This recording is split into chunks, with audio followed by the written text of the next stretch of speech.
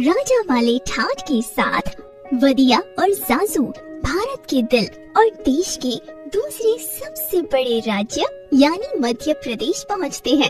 अपने सफर की शुरुआत वो ग्वालियर के फोर्ट से करते हैं। भारतीय परंपरा बहुत पुरानी है और इसकी झलक हमें ग्वालियर के किले में देखने को मिलती है, जो देश के सबसे पुराने किलों में से एक है। ऊपर से शहर का नजारा कितना प्यारा है। अच्छा वदिया, भारत के सेंटर में होने की वजह से इस प्रदेश का नाम मध्य प्रदेश है ना? बिल्कुल जाजू, और ग्वालियर में ही जन्म हुआ था क्लासिकल सिंगर तानसेन यानी रामतनु पांडे जी का।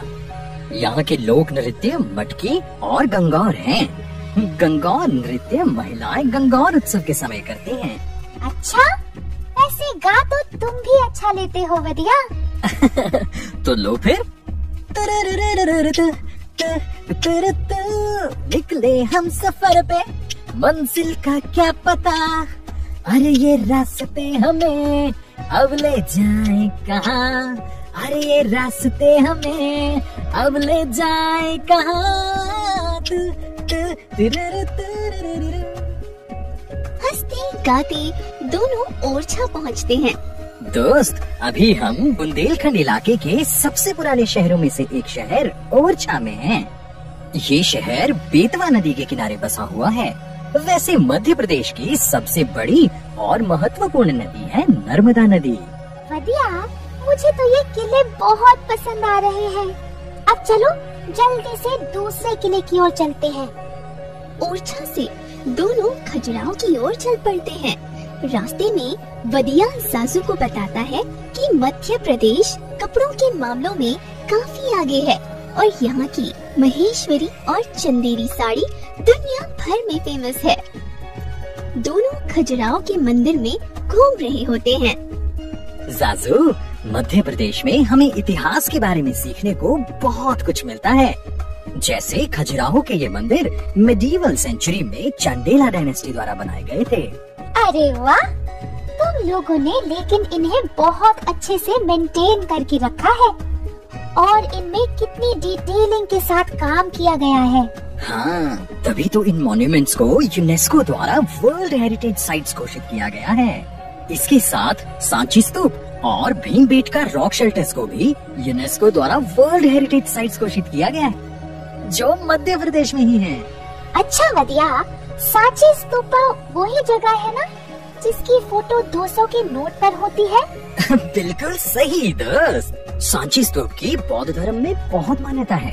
इसका निर्माण Mauryan emperor Ashoka the great ने करवाया था और आज के समय में भी मध्य प्रदेश तरक्की की राह पर है।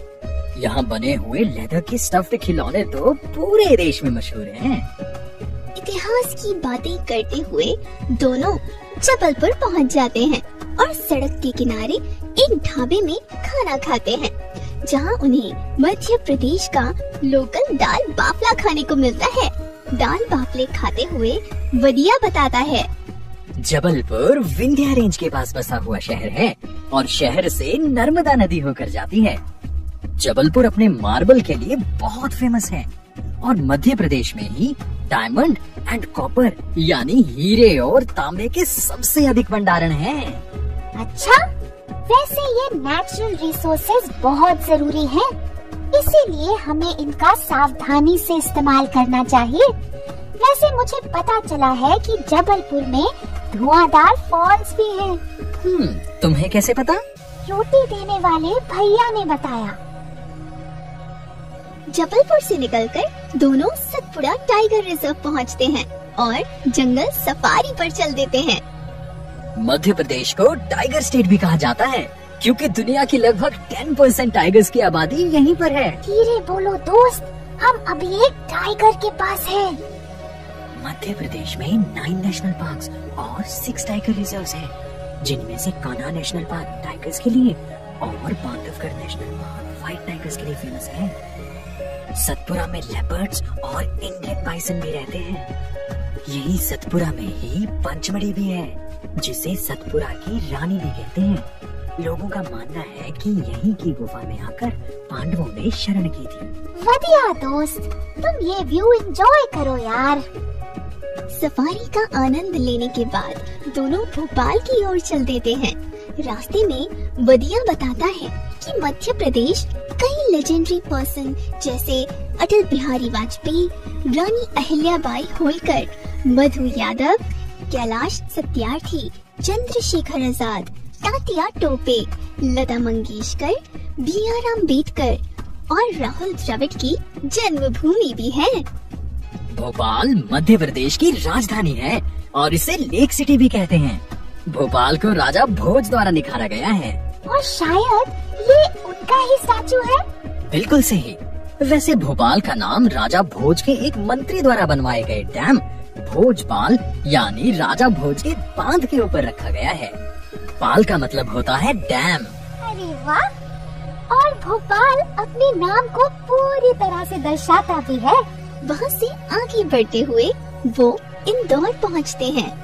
अरे बातें तो होती रहेंगी, लो पहले इंदौरी पोहा खाओ। वही इंदौर देश की सबसे क्लीन सिटी है।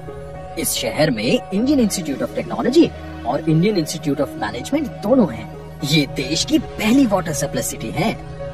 अरे वाह!